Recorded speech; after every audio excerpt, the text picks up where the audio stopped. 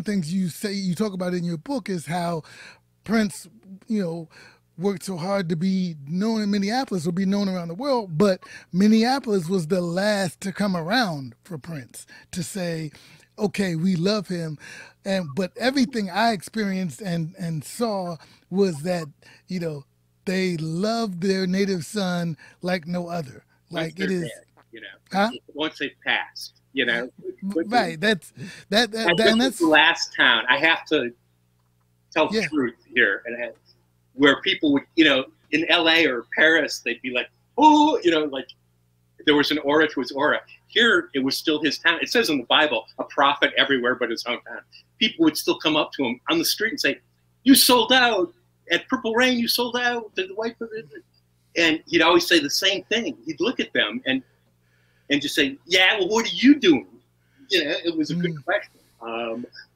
But only in Minneapolis could someone get a, in New York, they would have been pounced on. So I think that's for a lot of stars. Their hometown is the hardest audience. There's jealousy, and Lord knows there was a lot of jealousy among the musicians here. They play up the "we are the world" aspect of All for One, but it was like Prince was everybody, while we were there, everybody that we ran into, we told them we were there for Prince and everything, and they were like, "Oh, love him," and they would have a story. They would have some type of Prince story. Going into Electric Fetus, I happen to be wearing a different Prince shirt than I'm wearing now. Store. Yeah. Yeah, it was his store, and we got into. First of all, we were in the store for like 2 hours. That's one. And for everybody who's listening or watching, this is a free plug. Electric Fetus in Minneapolis. Visit them. An amazing, amazing store. It's a great record store. Yeah, and it's a real record store. And of course, Record Store Day is coming up in a couple of days. So that's Wasn't another. that his last tweet was from Electric Fetus? Say it again. The last tweet Prince made, wasn't it from Electric Fetus? Like what record? He'd gotten Stevie Wonder's. Yeah, I think it was his last tweet, and the last place that anybody saw him was at Electric Fetus. Yeah. And so that was obviously heavy for me too, which also brings me back to the fact that you're there. I buy the book as well as a couple other books that were there on Prince, but it was fascinating to hear the stories that the staff had about him. It was there, be in restaurants and people talk about how they'd see him in First Avenue in the Purple Rain era, right before everything hit, and he'd walk in through the punk rock side of First Avenue, and nobody paid attention to him, but he'd walk in. Yeah, I see the CBGB shirt. And he'd walk in and hang out for a minute and then go into the main room where he'd do a show or what have you. So it was fascinating. It was fascinating to see in the book that you talk about how, he really wasn't appreciated like the rest of the world appreciated him in his own hometown, though he loved his hometown. I remember distinctly him or your quote in the first article, in the Prince Talks article in Rolling Stone, where he says, he wouldn't leave Minneapolis. The cold keeps the bad people away. Oh yeah, he had Minneapolis on the sleeve of that. No, he loved Minneapolis, and he idealized it, and yet he didn't. And he drove around the North Side with such pride and loved just kids going, it wasn't a big deal. And yet he moved out to his vision, his dream. It was then a field. When he first showed it to me, it was 1985. 99% of your listeners weren't born then. It was just, it was not the North Side. But it was a Minneapolis of the mind, he saw it as and now they do appreciate him. And I must have, his sales went up 44,000% in 4 days after he died. He had 4 of the top 10 spots on Billboard. But to go up that many percent, if you do the math, to find out how many he was selling, it's amazing. It's like 19 records or something. It's amazing how he's been appreciated. Sort of the second he passed, he got the appreciation he deserved, I think. And I'm saying that, again, not as a rock critic, which I've done, as a rock writer, which I've done as a rock writer about Prince, which I've done, but as someone who it took me 35 years to be able to not say I'm his friend and sort of snicker to myself, like the way I'd snicker if anyone would, you know, automatically, if someone said they were Prince's friend while he was alive, I think they're not his friend. No one would, since some of us knew each other, but didn't know we were Prince's friends. You know, his main designer, who I didn't know, lived in the same apartment building, and we were pals. I just didn't tell her I was working for Rolling Stone, and I knew she worked at Paisley Park, but I didn't in the costuming thing. But we hung out and we were friends, but you just didn't talk about it too much, or you were sort of a phony, you know. It's like, if you knew that much, those who knew didn't tell, and those who told didn't know. Right. It's Rhythm and Soul Radio. I am Marco Nobles. We are in Prince Week, and we are talking with Neal Karlen, who is an author, a journalist. He is the author of the book, This Thing Called Life, Prince's Odyssey, On and Off the Record.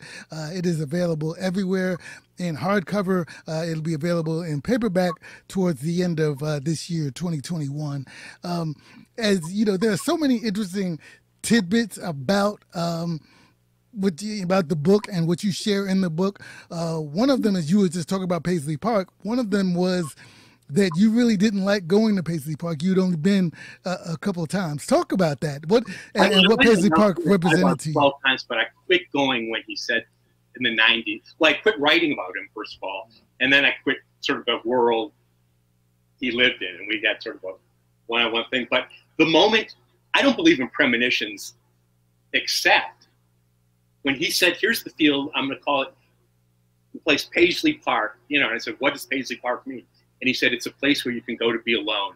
And I got a premonition, a shiver down my back. I was 25. Who had premonition, you know, and I'm not one of those crystals, which is fine if you're into that, but I'm just not. And I had a premonition, he's going to die alone in there when he said that. And I didn't like it from the first. So I knew him before Paisley Park. So I think of him as North Minneapolis Prince, where he was driving around the neighborhood. I go, yeah, that's where my grandparents lived. They were like the only white people in North Minneapolis, you know. And oh yeah, yeah. That to me is Prince. His home, it's North Minneapolis. And what happened in Paisley Park, I never knew what the heck was going. What the hell was? Can I say that? Yeah, you can say that. What was going on at Paisley Park? Anyway, even when I was going there regularly, just I'd mail stuff to him there, and you know, it's just I wish he hadn't died alone there, you know. And no one had the key to the code to the vault, including he had forgotten it, so stuff was getting piled up. You know, no one was supposed to have a key to the place, yet 7 people were there. I don't get into, you know, we were lucky to have him for as long as we did. I mean, not like he's a god. What I tried to point out, some people got very angry at the book because I portrayed him as a person who'd want to read just like who he was, and there were contradictions, the way there are contradictions in all of us. I can be greedy and I can be giving. I can be cheap and I can be generous. I can be kind and I can be probably mean. You know, we all have those slivers, and he had them just, they were such precise personas, and he played them out each. But he was my friend. That's what I can say that without laughing at myself as a big jerk, you know. Right. And you know, that's what, you know, what comes across in the book is not so much that he's, you know, this god, which in some ways he is musically, but that, you know, it was humanizing of him. You got to, you know, the fact that he was a fan of wrestling. I'm a fan of wrestling, you know, but I never knew that, you know. And so, you know, the issues that he had, you know, with his parents that many people did. Though one thing I do want you to talk about is his relationship with his mother, because there was so much that was misprinted information that he put out that was not true about his mother. And that was one of the most striking things in the book in terms of who his mother really was. Yes, it's the exact opposite of all these things Prince would tell journalists. And I asked him, I think in that first one, he said, why did you just make up so much of this stuff? And he said, I wanted reporters to focus on what music was coming at me that day and not the fact that I came from a broken home. And when he said broken home, he didn't just mean, oh, his parents were divorced. He meant a broken home. That was a. But Maddie, his mother, was a school social worker, a social worker with the city of Minneapolis, specializing in addiction therapies. Now, Prince would tell stories, reports about his mother was a crack addict who stole money from his cookie jar. That's unfortunately in one of the memoirs of the people that's out there. And that's what he told her. You know, she was a truth teller, but he'd make up these stories about her being wild and leaving pornography around. And Maddie Shaw was the most polite, and she loved Prince, and she was his main advisor until the day she died. He didn't make both his mother and father first thing in the morning. They didn't speak to each other, though they lived a few blocks apart. And so he painted this picture. His father was another story. It was a problem, you know. Right. I was about to get to that because conversely, the one who sent him to dentist appointments in 10th grade was his mother. One of the people I tried to interview people who hadn't been gotten before, weren't the usual suspects, but were like, oh, his music teacher in 10th and 11th. You know, people who knew him well but weren't on the radar of, you know, the Prince phenomenon. And it was fun to hear them talk about. I couldn't teach him anything.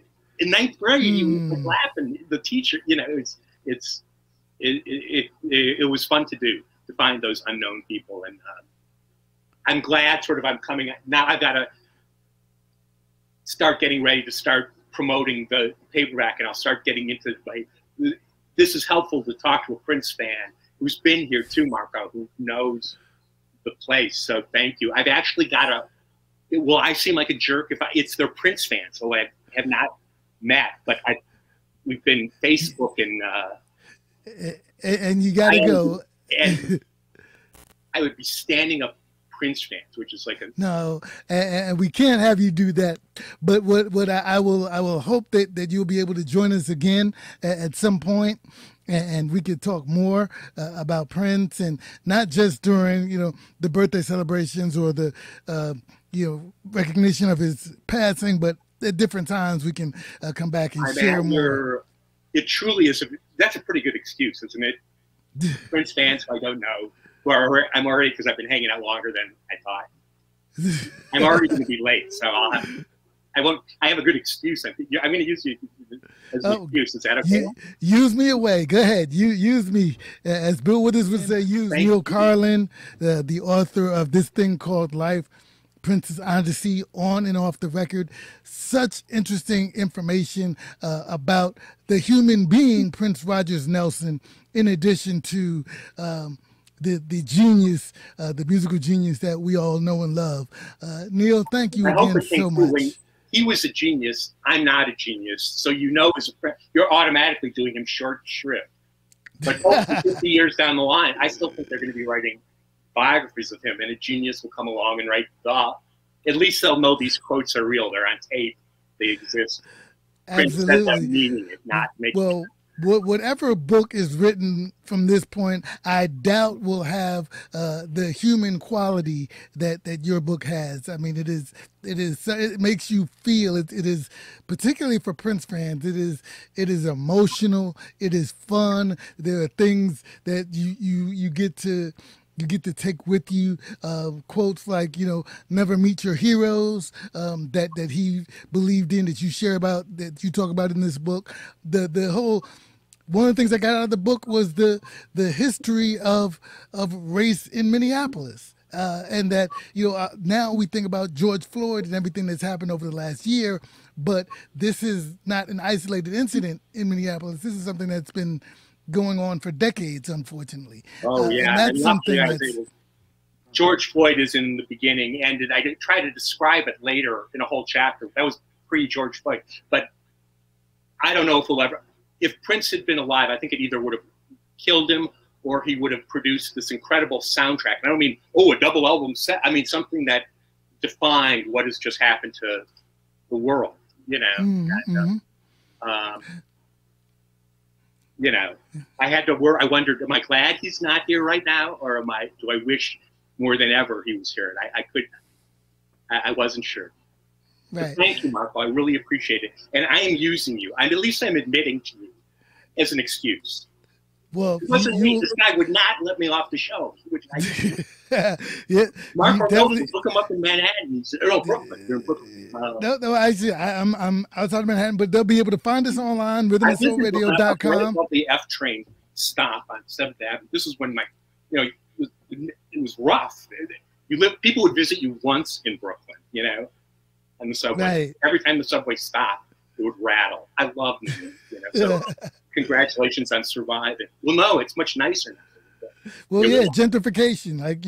I'm sure gentrification's in Minneapolis. Well, I saw it actually, so I know it's in Minneapolis. This was not how Minneapolis was supposed to become famous. Right. Because certainly the uptown neighborhood that Prince talks about so fondly. I mean, uptown. I'm speaking from uptown. Just okay. We had there are other. Yeah. We should be talking about. I wish we were talking about the latest album he just dropped, and not right.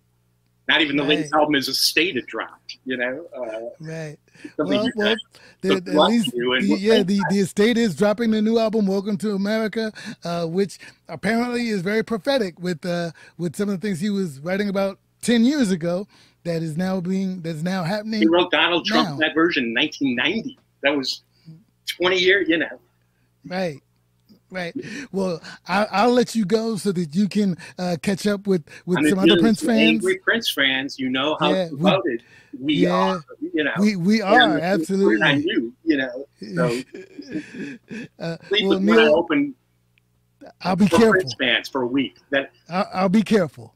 No, I'll give you a fake name. No, okay. You want your name out there, so. Well, that's true. I can handle it. It's all right. I can handle it.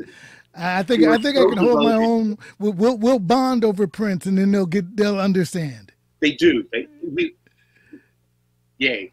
And thanks for having me on your show. I'm flattered. Thank you so much. It's Rhythm and Soul Radio. We've had Neal Karlen on with us again. The book, This Thing Called Life, Prince's Odyssey, on and off the record. Please get the book so you can learn more about Neal Karlen and learn more about Prince and the relationship and friendship of Neal Karlen and Prince. And see the man behind the music. It's Rhythm and Soul Radio. We have more Prince music right now because it is Prince Week here on rhythmandsoulradio.com.